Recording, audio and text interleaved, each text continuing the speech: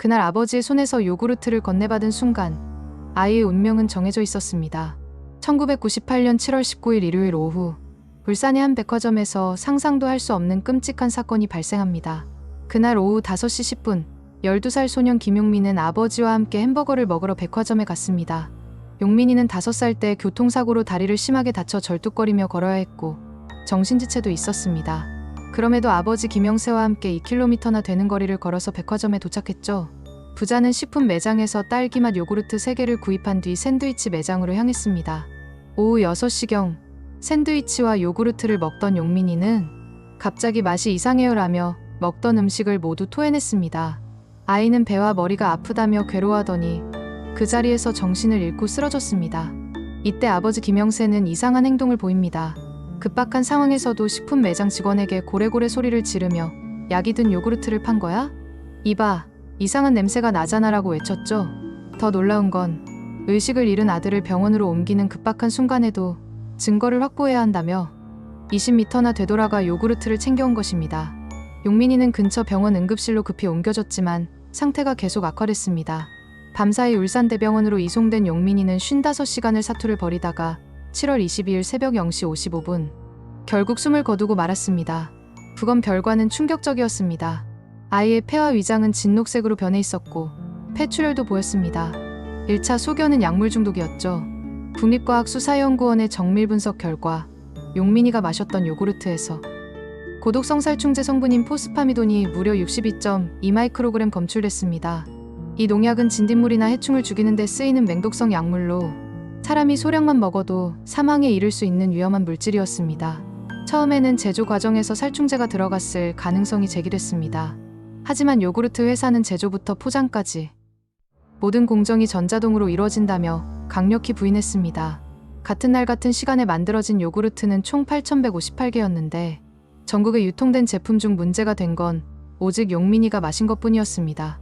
국과수는 요구르트 용기를 정밀 분석했지만 주사바늘을 찌른 흔적도 입구를 뜯어 다시 붙인 흔적도 발견하지 못했습니다. 그렇다면 범행은 백화점 안에서 일어난 게 분명했습니다. 경찰은 백화점 CCTV를 분석하기 시작했습니다. 용민이와 아버지가 지하 1층 식품 매장에 오후 5시 46분에 들어오는 장면, 11분 후 계산대에서 요구르트를 구매하는 장면, 그리고 용민이가 44m 떨어진 샌드위치 매장에서 요구르트를 마시는 장면이 모두 포착됐습니다. 20여 분 사이 56m 범위 안에서 누군가가 요구르트에 살충제를 넣었다는 결론이었죠. 그런데 CCTV를 더 분석하던 경찰은 충격적인 사실을 발견합니다. 김영세는 사건 당일 처음 백화점에 갔다고 진술했지만 실제로는 7월 17일과 18일에도 같은 백화점 식품 매장을 찾아 음료수를 샀던 것입니다. 마치 범행을 연습하고 장소를 물색한 것처럼 보였죠. 경찰이 수사망을 좁혀가던 중 더욱 이상한 일이 벌어집니다. 용민이가 숨진 지 이틀 만인 7월 24일 아버지 김영세가 갑자기 사라진 겁니다. 전날 밤 경찰서에서 4시간 동안 참고인 조사를 받고 빈소에 돌아온 김 씨는 친척들에게 검찰 수사를 더 받아야 할 것 같다며 불안한 모습을 보였습니다. 다음날 아침 쉬고 오겠다며 목욕탕에 간 김 씨는 그대로 자취를 감췄습니다. 경찰은 이미 김 씨를 유력한 용의자로 보고 바로 그날 오후 거짓말 탐지기 검사를 의뢰한 상태였습니다. 김영세의 행동은 너무나 수상했습니다.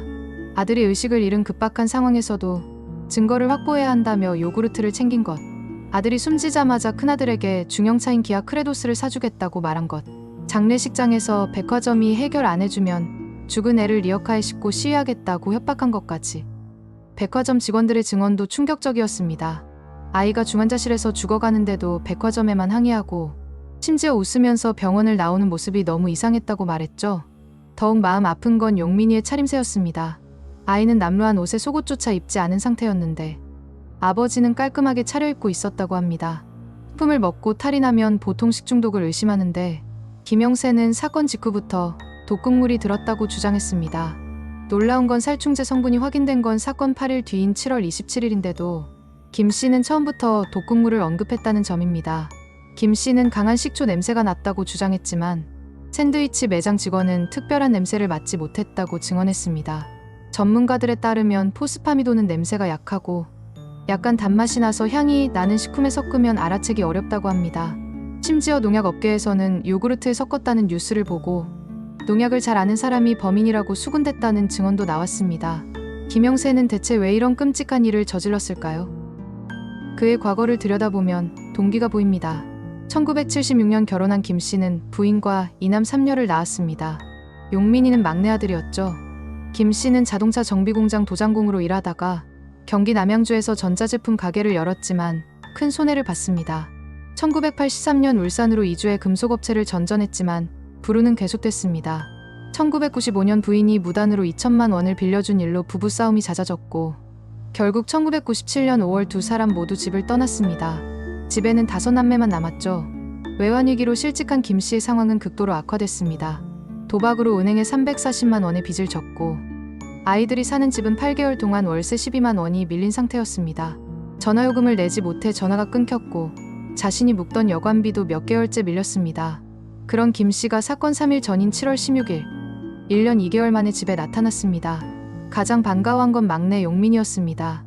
공소장에 따르면 김 씨는 평소 술을 마시면 약이라도 먹여 용민이를 죽여야겠다고 말하곤 했다고 합니다. 용민이는 6살 때 교통사고로 머리와 척추를 크게 다쳐 두 다리를 심하게 절었고 정신지체도 있었습니다.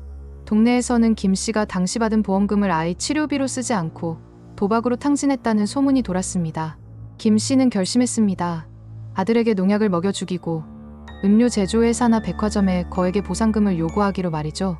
7월 17일과 18일 김 씨는 백화점을 찾아가 음료수를 사며 범행을 준비했습니다.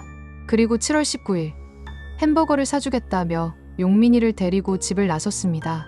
백화점에 도착한 김 씨는 혼자 식품 매장에 들어가 요구르트 3개 묶음을 구입했습니다.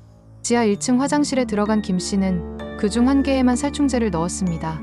샌드위치 매장에 용민이를 데리고 간 김 씨는 독이 든 요구르트를 직접 아들에게 건넸습니다. 12살 아들은 아버지가 준 요구르트를 의심 없이 마셨고 55시간 후 세상을 떠났습니다. 경찰은 용민이가 숨진 지 일주일 만인 7월 29일 수배 전단 1,000장을 만들었습니다. 176cm의 키, 얼굴은 넓고 긴 편, 약간 벗겨진 이마, 검은색 바지와 검은색 반소매 티셔츠, 차림이라는 인상착의와 함께 신고자에게 현상금 100만 원을 준다는 내용이었습니다. 이후 현상금을 300만 원으로 올리고 특별 전담반을 꾸렸지만 성과는 없었습니다. 경찰은 1년 동안 배시를 해서 돈을 꽤 모았다는 김 씨의 진술을 확인했습니다. 하지만 실제로 김 씨는 단 8일만 선원으로 일하다가 적성에 안 맞는다며 그만뒀다는 사실이 밝혀졌습니다. 거짓말이었던 거죠. 2000년 사건은 공소 중지됐습니다. 피해자의 소재가 불명확하면 수사를 멈출 수 있기 때문입니다. 하지만 경찰은 김영세를 잊지 않았습니다. 2002년과 2004년 울산과 언양의 도박판에서 김 씨를 봤다는 제보가 들어왔지만 검거에 실패했습니다. 2013년에는 김 씨가 산에 숨어 산다는 제보로 일주일 동안 산을 수색했지만 허탕이었습니다. 스님이 됐다는 제보, 자살했다는 제보도 있었지만 모두 확인되지 않았습니다. 초을 마을에서 도인 행세를 하며 시장을 왔다 갔다 한다는 제보도 있었습니다. 김 씨를 한 번이라도 본 사람들은 모두 그의 얼굴을 기억한다고 합니다. 서글서글한 미남형이었다고 하죠. 그렇게 잊힐 뻔했던 사건이 2013년 공소시효 만료를 하루 앞두고 극적으로 되살아납니다. 울산지검은 재조사를 통해 제조 과정에서 독극물이 들어갔을 가능성이 없다는 것을 재확인하고 첨단 프로파일링으로 김 씨 진술의 신빙성이 희박하다는 것을 입증했습니다. 2013년 7월 17일 살인 공소시효 만료 바로 하루 전 김영세는 다시 기소됐습니다. 공소시효가 15년 더 연장된 겁니다. 지금이라도 김 씨를 잡으면 법의 심판대에 세울 수 있다는 의미입니다. 현재 김영세는 기소 중지 상태입니다. 사건을 수사했던 경찰관은 이렇게 말했습니다. 눈만 감아도 김영세 얼굴이 떠오릅니다.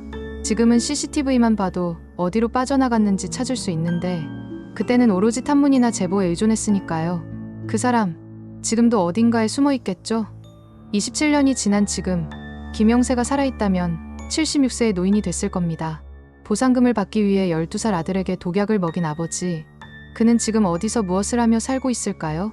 추악한 범죄를 저지르고도 본 모습을 숨긴 채 사는 범인이 당신 곁에 있을 수 있습니다. 그들이 가장 바라는 건 영원히 잊히는 일입니다. 그러므로 우리는 또렷이 기억해야 합니다.